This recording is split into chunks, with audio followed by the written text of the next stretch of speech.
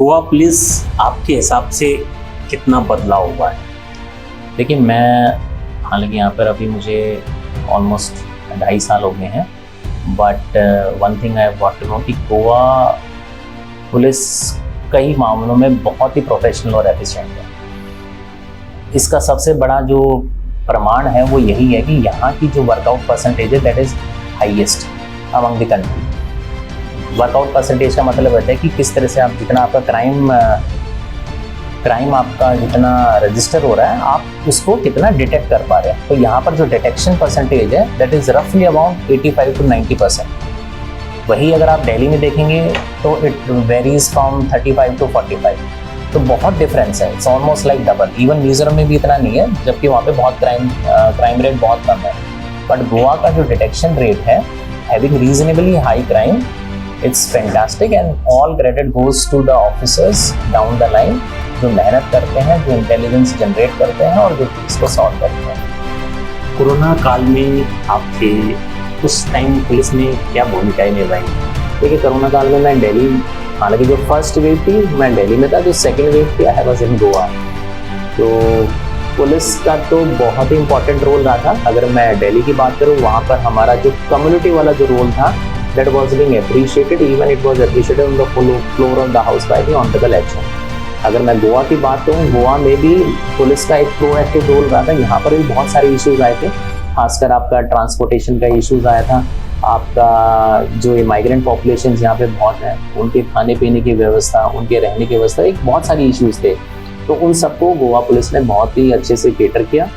और जो एक प्राथमिकता थी कोरोना काल में कि भीड़ नहीं होनी चाहिए, लोगों का जमावड़ा अननेसेसरी नहीं होना चाहिए, मूवमेंट अननेसेसरी नहीं होती, उस चीज़ को कंट्रोल करने में गोवा पुलिस की काफ़ी अहम भूमिका रही है।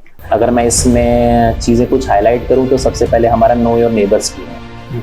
नो योर नेबर स्कीम हमने स्पेसिफिकली जो हमारे यहाँ पे माइग्रेंट पॉपुलेशंस है, जो बाहर से लोग आते हैं, वर्कर्स आते हैं, हर तरह के लोग आते हैं, उसके लिए रखी है कि लोगों को हमने सचेत कराया कि आप अपने घर में अगर किसी को टेनेंट रख रहे हैं, अपने घर पे किसी को सर्वेंट रख रहे हैं, उसको वेरीफाई कराएं। तो इसलिए था कि नो योर नेबर, आप अपने घर, आपके पड़ोस में कौन रह रहा है, आपके नीचे कौन रह रहा है, आप किसको रख रहे हैं, आप उसकी पुलिस वेरिफिकेशन कराएं, ताकि अगर वो बंदे का कोई क्रिमिनल रिकॉर्ड है या कुछ क्रिमिनल बैकग्राउंड है, उसका एक्शन ले सके। नंबर 1, अगर नहीं भी है तो भी अगर वो फ्यूचर में अगर कोई करता है तो उसे पता है कि हाँ उसका सारा रिकॉर्ड पुलिस के पास है, तो अगर करेगा तो एक तरह से उसके ऊपर एक डेटरेंस इफेक्ट आता है। नंबर 1। नंबर 2, हमने एक इनिशिएटिव लॉन्च किया था साउथ में जिसका नाम था प्रयास। ये था हमारा एक कम्युनिटी पुलिसिंग इनिशिएटिव था specifically for the slum areas. अब जैसा कि आप जानते हैं, इर्रेस्पेक्टिव ऑफ एवरीवेयर, जो स्लम एरियाज होते हैं वहाँ पे सोशियो इकोनॉमिक कंडीशंस जो हैं वो they are different from the normal areas. तो इसलिए वहाँ पर जो है खासकर जो यूथ होते हैं, they have a tendency to enter into crime knowingly और अननोइंगली। उसके बाद तीसरा हमारा इंपॉर्टेंट पार्ट था जो अगेन हमारे डीजीपी साहब का वॉक द बीट इनिशिएटिव। जैसा कि आप जानते हैं कि हर स्टेट में होता है एक अपना पेट्रोलिंग पैटर्न होता है, एक बीट ऑफिसर, एक बीट सिस्टम होता है हर एक, है ना। एक पुलिस स्टेशन है, पुलिस स्टेशन के बाद एक डिवीजन होती है, डिवीजन के बाद एक बीट होती है। तो वॉक द बीट में ये था कि आपकी पब्लिक प्रेजेंस को बढ़ाना है। उसमें हमारा पिकेटिंग पैटर्न आता है, उसमें हमारा पेट्रोलिंग पैटर्न आता है, प्लस जो हमारी बीट है उसमें not just the beat officers, उसमें senior hierarchy specially the rank of PI and SDP and sometimes SP, they go into the field, they interact with people on the field, वो बात करते हैं। तो उससे बहुत फर्क पड़ता है, आपको पता चलता है पब्लिक जो है प्रेजेंस के बारे में। उसके बाद 5वां हमारा था सीनियर सिटीजन कार्ड। ये हमारे जितने भी सीनियर सिटीजन्स थे साउथ गोवा का, उनने हमने एनालिसिस किया, उनका एक हमने ऑडिट किया, उनके साथ एक हमारा इंटरेक्शन प्रोग्राम भी हुआ था जिसमें उन्होंने कुछ अपने पॉइंट्स बताए थे।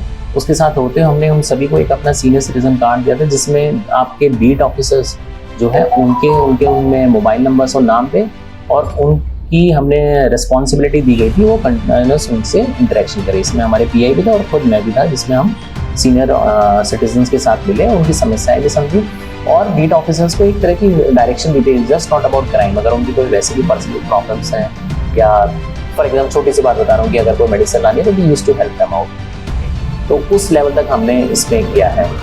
एक क्यूरियोसिटी है कि ब्यूरोक्रेट्स में कि पॉलिटिकल प्रेशर बहुत ज़्यादा होता है। अभिषेक धानिया सर इस बात को मानते हैं क्या? क्यों नहीं होगा पॉलिटिकल प्रेशर? भाई आप एक डेमोक्रेसी में रह रहे हैं, डेमोक्रेसी में हु आर द लीडर्स? भाई जनता आईपीएस नहीं चुनती, जनता आईएएस नहीं चुनती, वो तो आप एक एग्जाम क्लियर करके आप एक ऑफिसर बनते हैं। So you are a part and parcel of the system. जनता चूज करते हैं अपने प्रतिनिधि को। प्रतिनिधि कौन होते हैं? जो आपके वोटर्स होते हैं। हम भी चूज करते हैं, मैं भी वोट करता हूँ, तो मैं भी किसी न किसी को चूज करता हूँ। They are the ones. अगर आप हमारे पूरे संविधान का स्ट्रक्चर समझेंगे, is we the people of India who constitute. और हम किसको चूज करते हैं? अपने प्रतिनिधि को, जो कि वहाँ जाते हैं पार्लियामेंट में या विधानसभा में और आपकी बातों को प्रेजेंट करते हैं। राजनीतिक गलियारों में एक आवाज आती है कि पुलिस को ठोक देने का बल कहा जाता है, क्या ऐसा सत्य है? नहीं, ऐसा कुछ नहीं, ये सब बातें हैं। जब आप सिस्टम में आते हैं ना, आप चीज़ों को देखते हैं, देन यू अंडरस्टैंड। एक लीगल तरीका है, एक लीगल कंक्लूजन तक जाता है कोई भी सिस्टम, तो ऐसा कुछ नहीं है। It works through a legal mechanism और उसी के through it goes to a legal की आपने बात की, तो एनकाउंटर किया आपने अभी तक? नहीं। एनकाउंटर करना आपके हिसाब से कितना सही है? एनकाउंटर कभी भी सही नहीं होता। एनकाउंटर ये वर्ड जो है, ये हमने गलत यूज करा है। एनकाउंटर कभी भी नहीं होता। आप किसी अपराधी को पकड़ने जा रहे हैं और अगर वो अपराधी आपके ऊपर अटैक करता है, तो आपको पूरा राइट है इन योर सेल्फ डिफेंस कि आप उसके ऊपर जो है उसी प्रोपोर्शनेट तरीके से आप जवाब दें। तो आप जब जवाब देते हैं, अगर उस जवाब में उसकी डेथ हो जाती है, इट्स अटैक। बस उसको वर्ड हम डाल देते हैं एनकाउंटर। कहते हैं कि लोगों की इच्छा नहीं खत्म होती है, अभी भी कोई इच्छा बाकी है? हाँ, अभी तो और पढ़ने की है। इनफैक्ट अभी मैं जस्ट अभी एक और क्राइम एनालिसिस एंड स्टैटिस्टिक्स का एक कोर्स ज्वाइन कर रहा हूँ। तो एज आई सेड ना, it is always a growing process. तो आप जितना आप अपनी नॉलेज गेन करेंगे, उतना ही आप बेहतर तरीके से इस चीज़ को सॉल्व कर पाएंगे। सबसे ज़्यादा फेवरेट क्या है? पढ़ना, खेलना, रनिंग करना? नहीं, किस हॉबी को सबसे ज़्यादा पसंद करते हैं? मैं खेलना ही पसंद करता हूँ। कौन सा? I am very good in indoor games, बहुत अच्छा लगता है। मैं गोल्ड मेडलिस्ट इन कैरम अपनी अकेडमी में, and I was gold medalist in tennis doubles में। Even badminton I play good, but क्योंकि इन सब के लिए you need a good player, so घर पे I play chess I am a very good player. और ऑल सॉर्ट ऑफ गेम्स, मुझे रैकेट गेम्स बहुत पसंद है, बहुत मन करता है। साइकिलिंग का मुझे बहुत शौक है, खासकर गोवा में आके। मतलब bye my self I bought a very good professional cycle, पहले नॉर्मल थी, एंड आई लव साइकिलिंग इन गोवा। हमारे व्यूअर्स को क्या अपील करना चाहेंगे जो नए युवाओं के लिए?